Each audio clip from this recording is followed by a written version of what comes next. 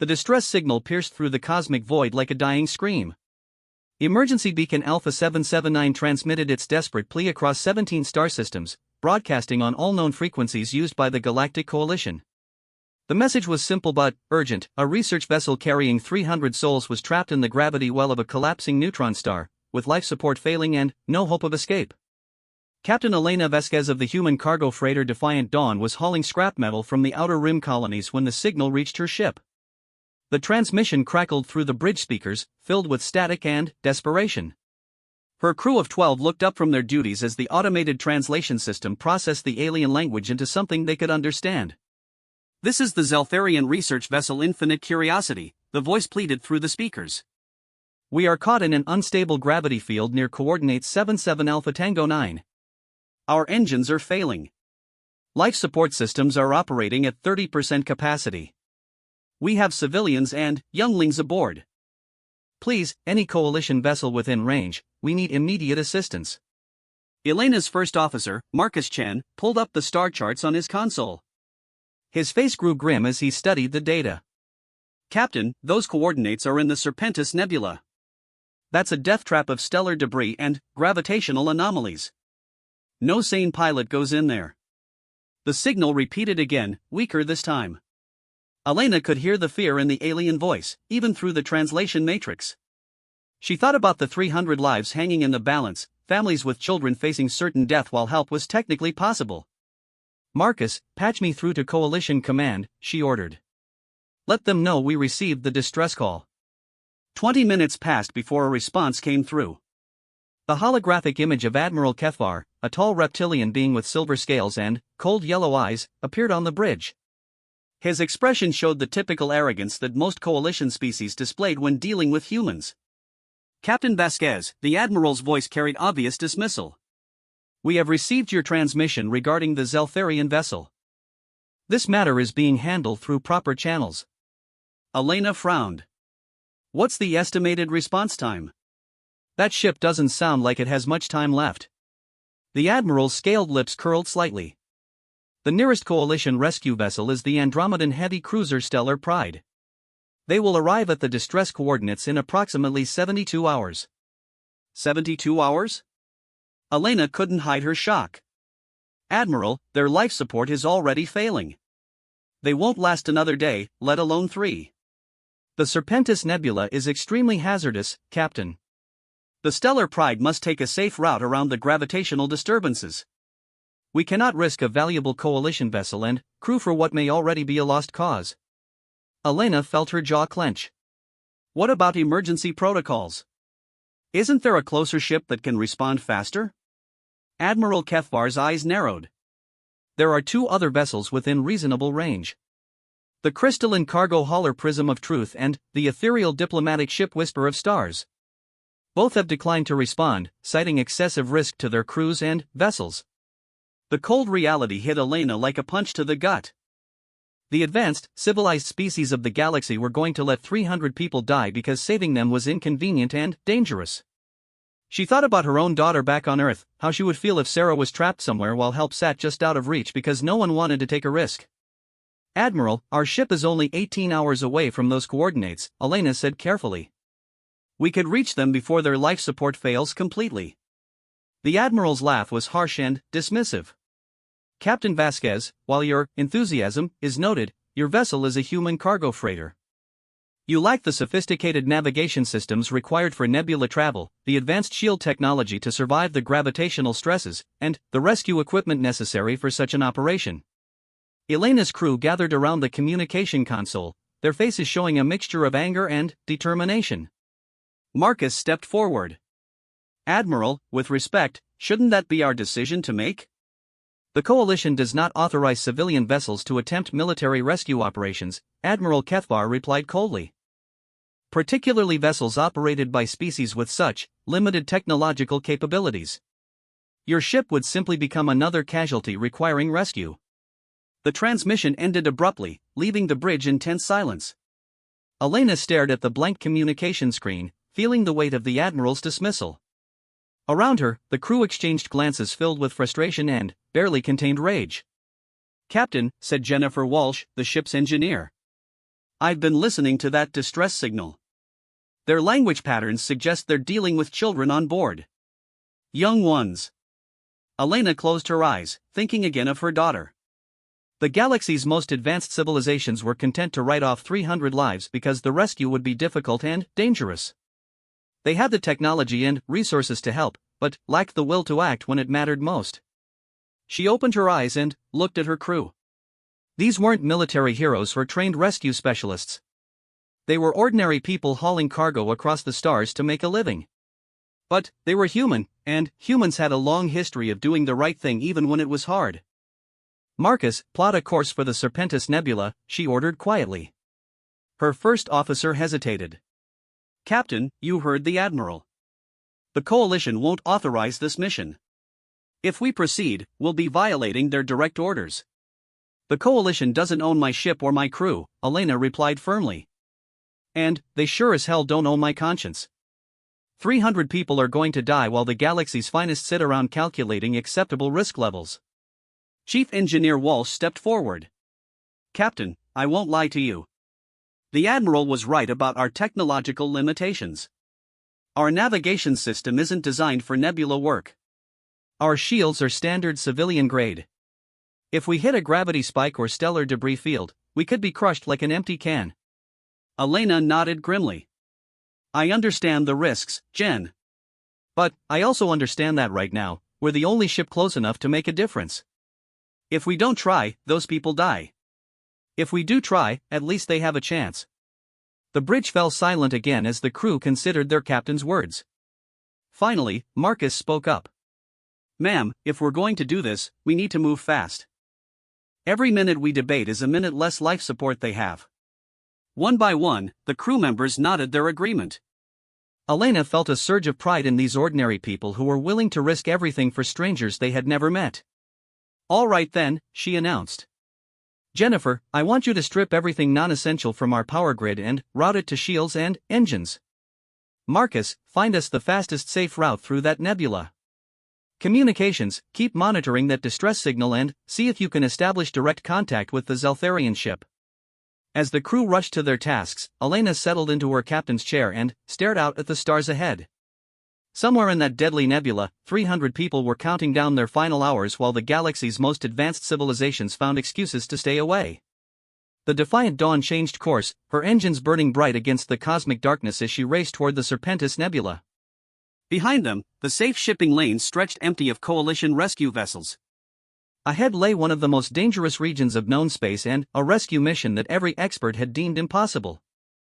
But humans had a long history of attempting the impossible when lives were at stake. Today would be no different. The Serpentis Nebula loomed before the Defiant Dawn like a cosmic graveyard. Twisted clouds of ionized gas glowed in sickly colors while dead stars cast shadows that seemed to swallow light itself. Navigation sensors struggled to penetrate the electromagnetic interference that filled the region like a deadly fog. Captain Elena Vasquez gripped her armrests as the ship shuddered through another gravity wave. The nebula's interior was worse than their worst-case projections. Stellar remnants created unpredictable gravitational fields that yanked the ship in different directions without warning. Their civilian-grade inertial dampeners whined under the constant stress. Reading another debris field ahead, reported navigator Lisa Park, sweat beading on her forehead as she fought to keep them on course. Looks like the remains of an old freighter. Maybe Andromedan design. Marcus Chan looked up from his sensor console with grim news. That makes 4 wrecks we've passed in the last hour. This place really is a ship killer. Elena nodded, understanding now why the Coalition rescue vessels had refused to attempt this mission. The Serpentis Nebula didn't just challenge ships, it destroyed them. But, somewhere deeper in this maze of death, the Zeltharian research vessel was still transmitting its desperate plea for help. Signal strength is getting stronger, reported Communications Officer David Kim. We're definitely getting closer to their position. Any word back from them yet? Elena asked. David shook his head. Still trying to establish two-way contact. The interference is making it nearly impossible to punch a signal through. Chief Engineer Jennifer Walsh's voice crackled over the intercom from the engine room. Captain, I'm having to constantly adjust shield harmonics to deal with these gravity fluctuations. We're burning through power reserves faster than I'd like. Elena activated her comm unit. How much time do we have at current consumption rates? Maybe 6 hours before we start having to make choices about which systems to shut down, Jennifer replied honestly. And that's assuming we don't hit anything worse than what we're dealing with now. The captain stared out at the swirling chaos of the nebula. 6 hours to find the Zeltharian ship, figure out a rescue plan, and escape back to normal space. It should have been impossible, but humans had built their reputation on accomplishing the impossible. There, Lisa called out suddenly, pointing at her navigation display. I'm detecting artificial structures. Multiple ships clustered around what looks like a massive gravitational anomaly. Elena leaned forward to study the readings. The sensor display showed a tight formation of vessels caught in a stable orbit around something that registered as incredibly dense but relatively small. My God, Marcus whispered as he processed the data. They're trapped in orbit around a neutron star fragment. The gravitational field is so intense that any attempt to break orbit would tear their ship apart. Can we establish contact now? Elena asked. David worked frantically at his console. Signals much clearer. Attempting to hail them now. Static filled the bridge for several tense seconds before a new voice broke through. This one was different from the automated distress signal, younger, more frightened. This is Junior Science Officer Veleth aboard the research vessel Infinite Curiosity, the translator rendered in clear English. Who is this? Are you Coalition Rescue? Elena activated the transmission array. This is Captain Elena Vasquez of the human vessel Defiant Dawn. We received your distress call and are here to help. Silence stretched across the communication channel. Finally, Veleth responded with obvious confusion. Did you say human? I do not understand. Humans are not part of the Coalition Rescue Service Network. That's correct, Elena replied patiently. We're an independent cargo vessel that happened to be in the area when your signal reached us. Another long pause. Captain Vasquez, while I appreciate your intentions, this rescue requires specialized equipment and expertise that Elena cut him off gently. Son, right now we're the only ship within range that can reach you before your life support fails. The Coalition rescue vessels won't arrive for another 50 hours. 50 hours? The young alien's voice cracked with desperation. Our primary life support systems failed 6 hours ago. We are running on emergency backup power. According to our estimates, we have perhaps 12 hours before the air becomes unbreathable. Elena exchanged glances with her crew. They were cutting it even closer than expected. What's your current situation? How many people aboard? 296 souls, Veleth reported. 67 of those are younglings on an educational expedition. Our propulsion systems are completely disabled. The gravitational shearing destroyed our main engines when we were pulled into orbit. Marcus studied the tactical display showing the trapped ship's position. Captain, they're caught in a perfect gravitational prison. The neutron star fragment is pulling them down, but their orbital velocity is just barely keeping them from being crushed. Any significant change in trajectory could destabilize their orbit. Elena nodded grimly. This wasn't just a matter of flying over and picking up survivors. The Zeltharian ship was balanced on a knife's edge between escape and destruction. One wrong move would send 300 people spiraling into a gravitational blender that would tear their atoms apart. Veleth, I need to speak with your senior officers, Elena said. We're going to need precise information about your ship's structural integrity and current orbital mechanics. I will patch you through to Science Commander Thale immediately, Veleth replied. A new voice came through the speakers, older and steadier but carrying the weight of command responsibility. Captain Vasquez, I am Thale of the 4th Research Division. I must express my concern about your presence here. The Serpentis Nebula has claimed many vessels more advanced than yours. Elena appreciated the alien's directness. Commander Thale, I won't lie to you, we're flying a cargo hauler with civilian-grade everything. But we're also the only help you're going to get in time to matter. I need you to work with us here. Very well, Thale replied after a moment. What do you need to know? First, can your ship handle any structural stress? If we attempt to pull you out of orbit with a tractor beam, will your hull hold together? Thale's response was sobering.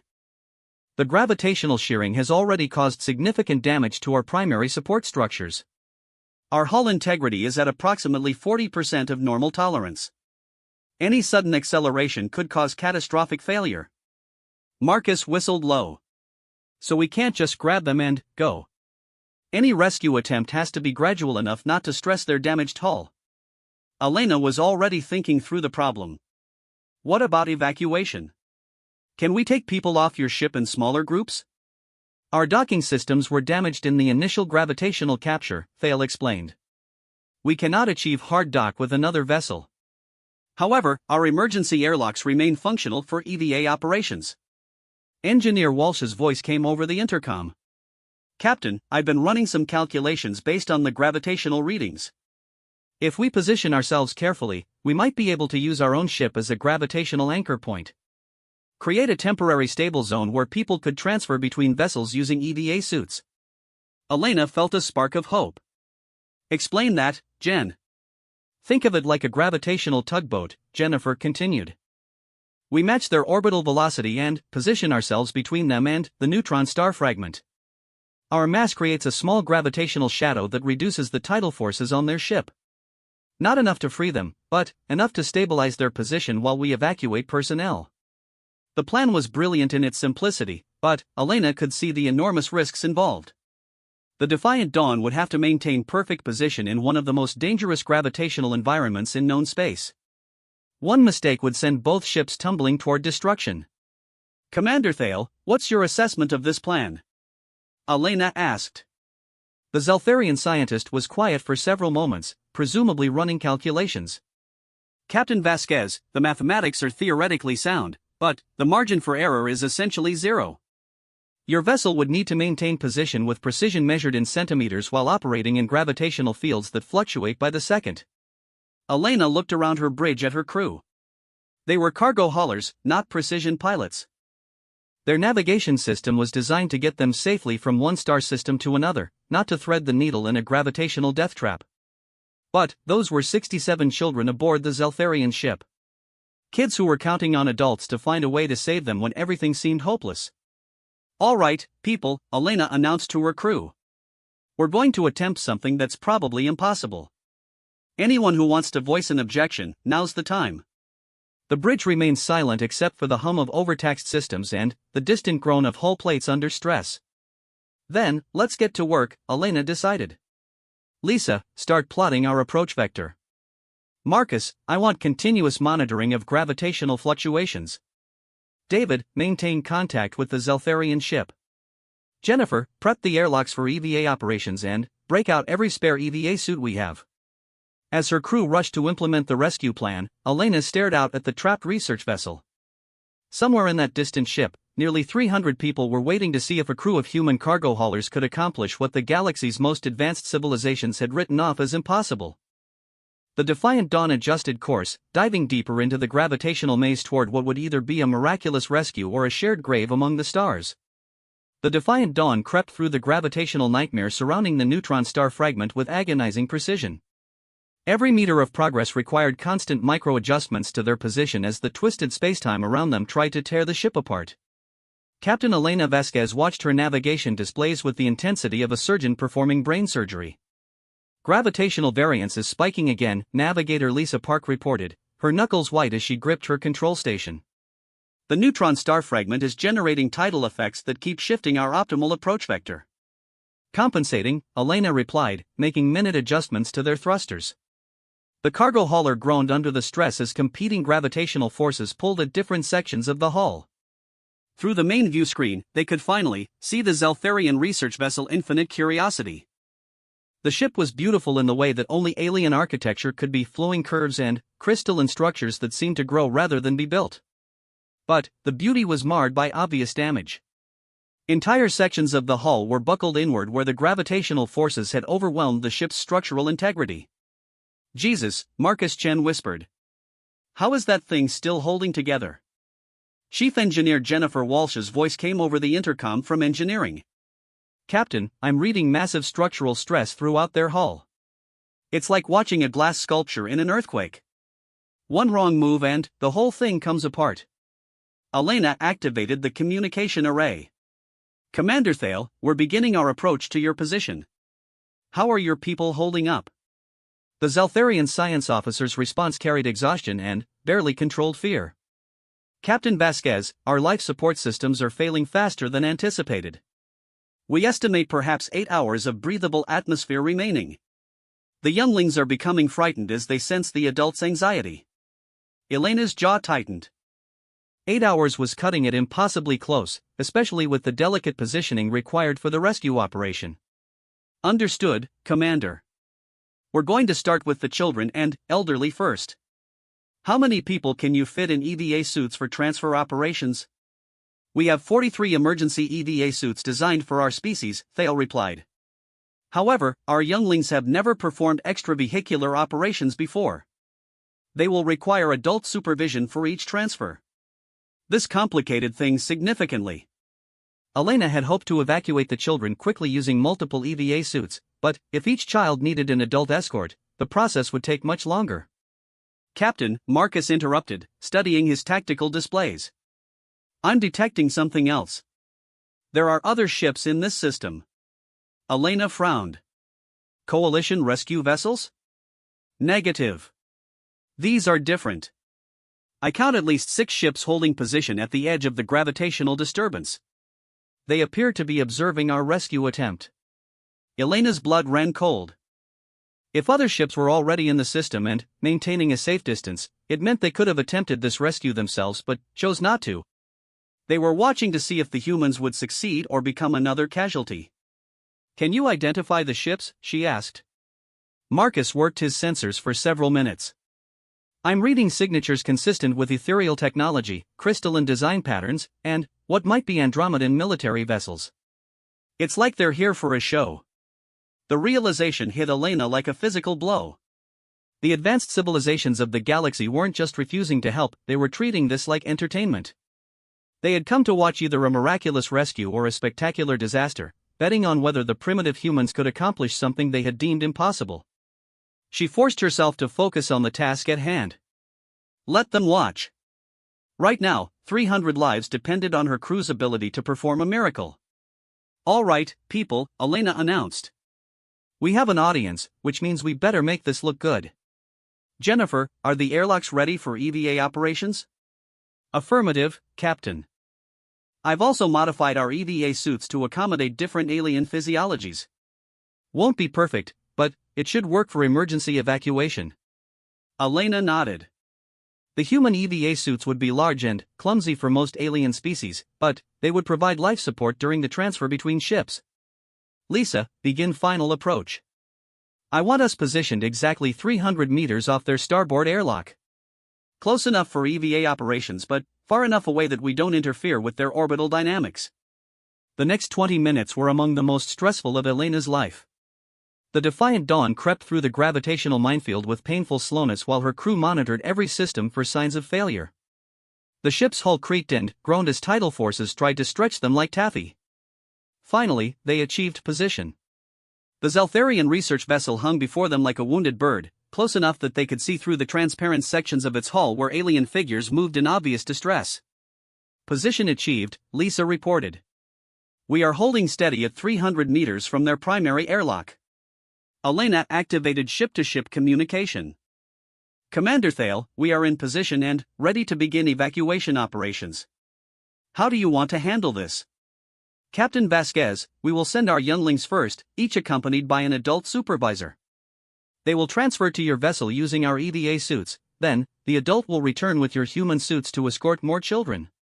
It was a reasonable plan that maximized the use of their limited EVA equipment.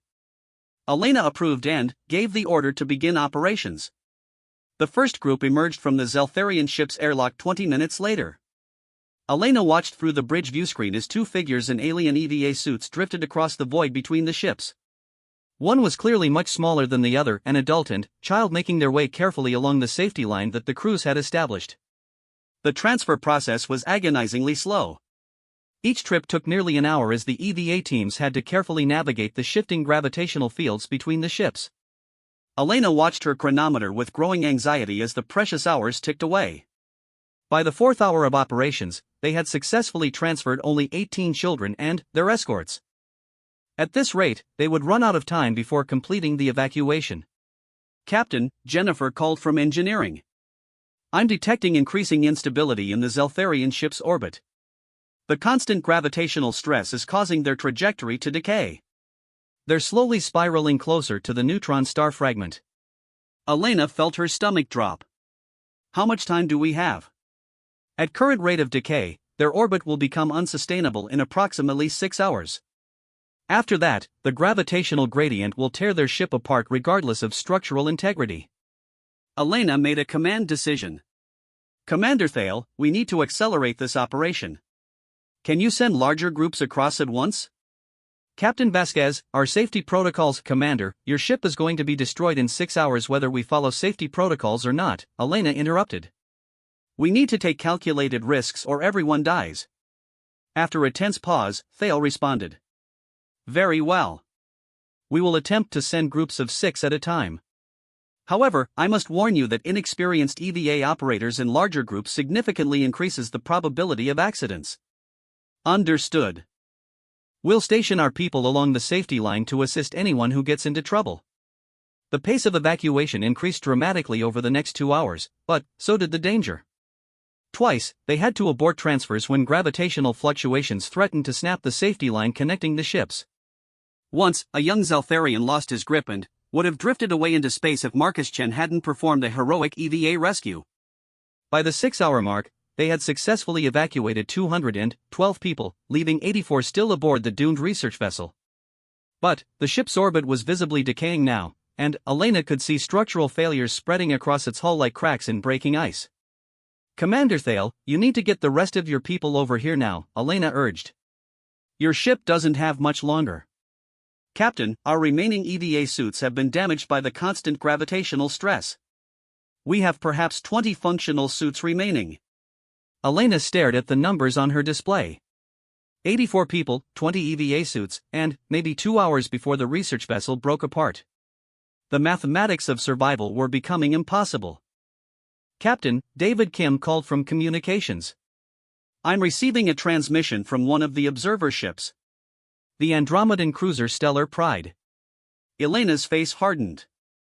That was Admiral Kefvar's ship, the one that was supposed to arrive in 72 hours but had somehow found time to come watch the rescue attempt. Put him through, she ordered coldly. Admiral Kefvar's hologram appeared on the bridge, his reptilian features showing what might have been amusement.